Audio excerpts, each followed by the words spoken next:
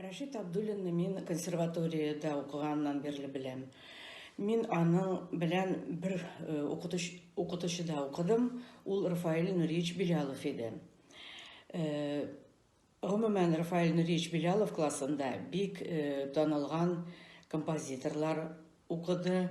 Ул да булса, менә Рәшит Абдуллин, Луиза Батыркаева, Риф Ильясов, Виталий Харисов, Ильфат Давлетшин. Бу композиторлар һәрберсе үз юлын тапты. Шулай ук менә Рәшит Абдуллин консерваторияны бетергәч, бик актив җырлар яза башлады. Һәм аның группасы бар иде, Сәяр дигән группасы. Шуны әйтәсем килә, мине бик кызыксындыра һәм сокландырадыр аларның Рәзил Вәлиев белән иҗаты, аларның иҗади тандемы. Һәм менә бу иҗат дуслыгы җимешләре булып, күп кенә җырлар радиода яңгыраган иде ул елларны. Ул да булса 20 миллион, нигә әнкәй, нигә картаясың.